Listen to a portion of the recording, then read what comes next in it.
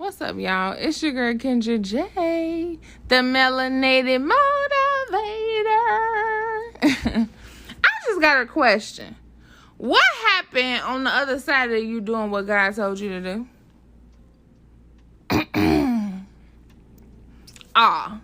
You don't hear me though? What happened on the other side of you doing what God told you to do? What? What was it?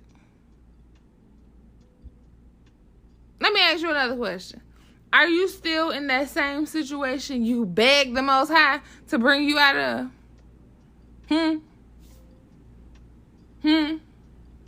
Speak up. We can't hear you. Let me tell you something. That move you scared to make, it just might be the one. Oh, yeah. It just might be the one. And look at you, over there about to miss out because you scared. What you scared of? Come on, man. In my boosty voice. Come on, man. Like, what you scared of? At this point in time, what you gotta know is dedication, hard work, and patience. That's the only way. Dedication, which is hard work and patience. Become unafraid and get to it. Stop losing yourself trying to live up to someone else's standards and expectations of you. Why? Provide, offer, uplift, and rebuild in yourself what you do for others. It's time to pour into someone who will pour into you. You! Oh, that sounds like Soulja Boy. You is the someone I'm talking about. I'm to the point where I can feel myself changing in all of the right ways. And I love that for me. And what I want to do is love that for you too. You deserve it. Nah, for real. You deserve it. Listen to me clearly when I tell you this. Familiarity breeds contempt. And don't be making fun of me the way I said that word, because that word I practiced was very good. I know what the word is. I know what the meaning is. But the pronunciation puts me in a chokehold every time. Familiarity breeds contempt. You don't want that for yourself. As long as you're comfortable, you will not evolve. And that's a fact, Jack. Until you get out your comfort zone, you're going to remain stagnant.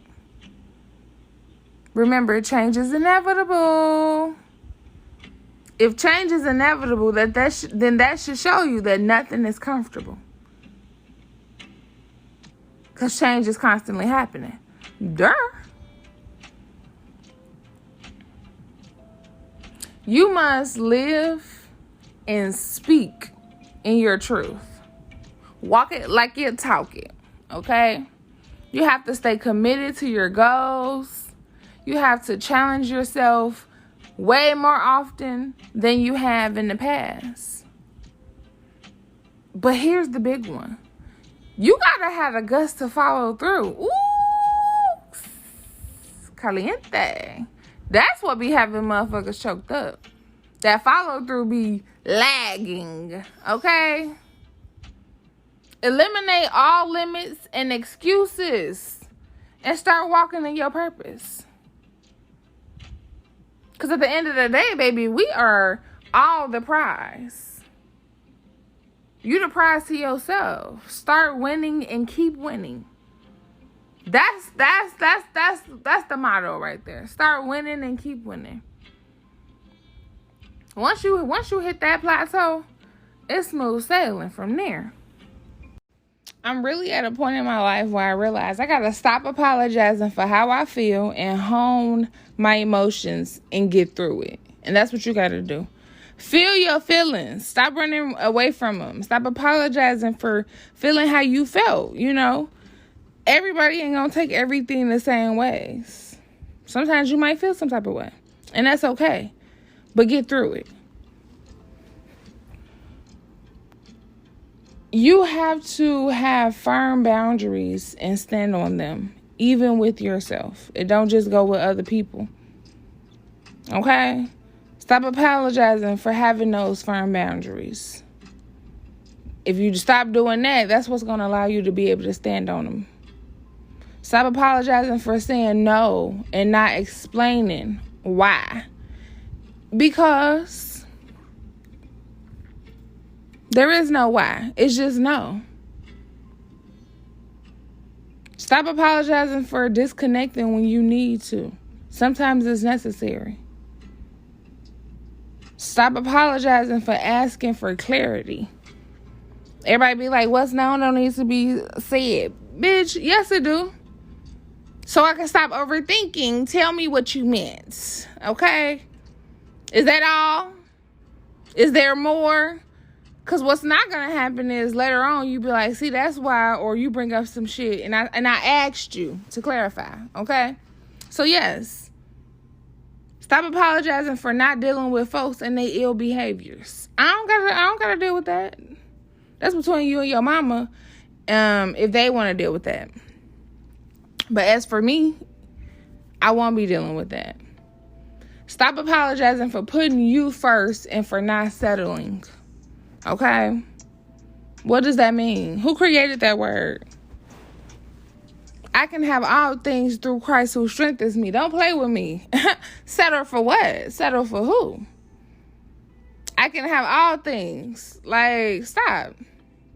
Now, don't get crazy with that now and be all belligerent, trying to go psycho, fatal attraction on people, because that's not what I mean. This is a healthy interaction, okay? When you feel impulsive and overwhelmed, I want you to take a moment to just deep breathe in and out. Okay? Take a moment to just pause right where you are. We're going to do what's called a 4-7-8 method. Okay? Exhale so you can get the breath out. And then you're going to breathe in through the nose. You're going to hold it for 7 seconds. And then you're going to exhale for 8 seconds. Again, you're going to breathe in for 4 seconds. You're going to hold it for 7 seconds. And you're going to exhale and breathe out for 8 seconds. Let's do it. I'm going to count in my head, so you do the same. 1, 2, 3, go. Breathe in.